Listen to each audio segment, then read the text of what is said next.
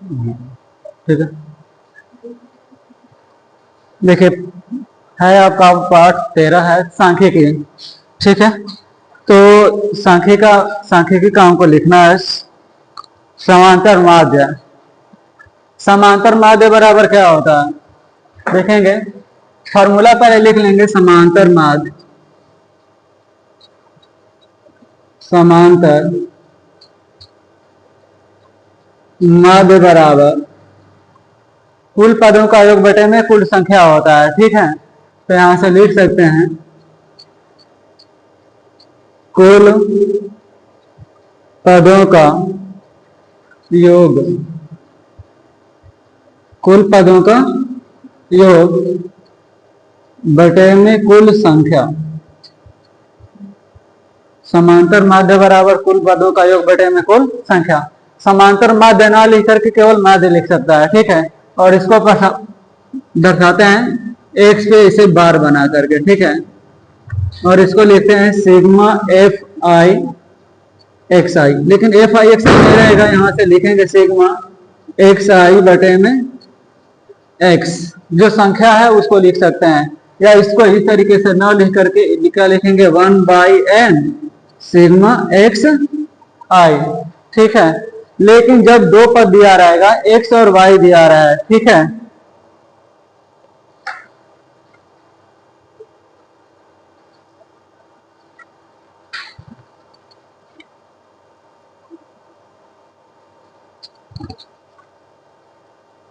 अब इसके बाद आता है प्रत्यक्ष विधि। जैसे मान लो कि एक तरीका आपका ये हो गया, दूसरा तरीका हो गया आपका प्रत्यक्ष विधि। प्रत्यक्ष विधि क्या हो गया, प्रत्यक्ष हो गई। तो प्रत्यक्ष विधि में हम देख लेते हैं, यहां से होता है एक्स पे माड बराबर सिग्मा एफ आई एक्स आई बटे में सिग्मा एफ आई। ठीक है, तो एफ आई को हम लिखते हैं बारंबारता। एफ आई को हम क्या लिखते हैं, बारंबारता। यहां से आप कर सकते हैं कि एफ आई है आपका बारंबारता, बारंबारता, और एक्स आई जो होता है मध्यमान होता है, मध्यमान। क्या होता है, एक्स आई मध्यमान होता है, और एफ आई आपका क्या होता है, बारंबारता होता है। इसको इस तरीके से ना लिख करके एक्स पे बार बना करके इसको एक बटे में एन लिख लेंगे, और इसको लिख लेंगे सिग्मा एफ आई एक्स आई।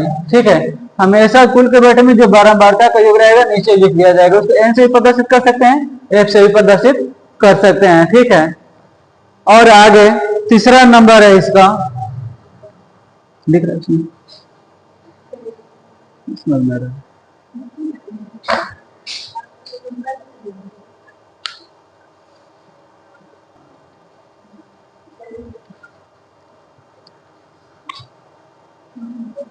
चलिए देखिए अब तीसरा इसका है रूल, क्या है तीसरा,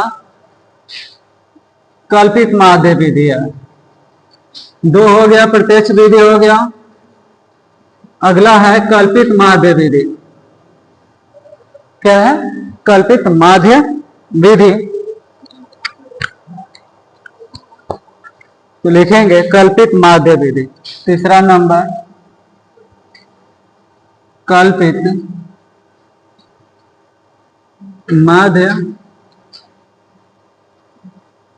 विधि बराबर होता है, इसको हम एक्स ऐसे करते हैं, x A plus sigma F I D आई बटे में sigma F I.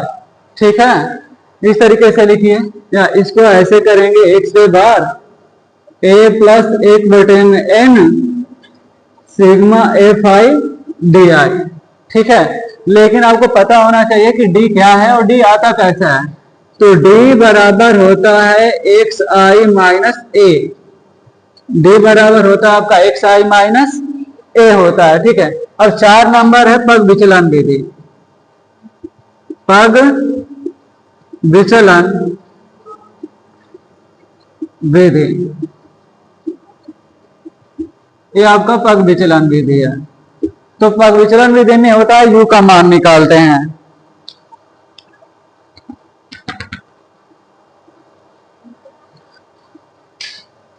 A plus sigma F I U I बटे में सिग्मा एफ आई और गुणा कर देंगे एच का मान। गुणा करेंगे किसका मान? एच का मान हो जाएगा।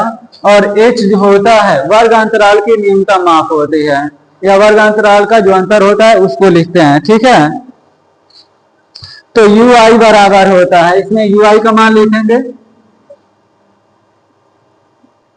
यू आई बराबर एक्स आई माइनस ए बटे में होता है एच। यू आई बराबर एक्स आई माइनस ए बटे में क्या होता है? एच होता है। ठीक है, इसको लिखिए।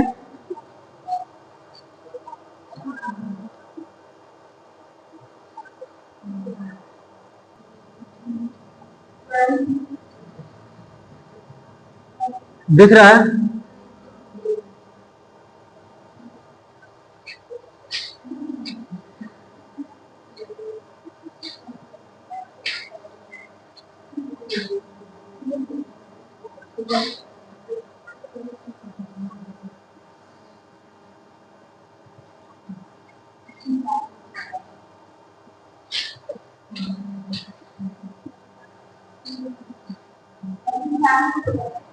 हाँ, सही चालू है।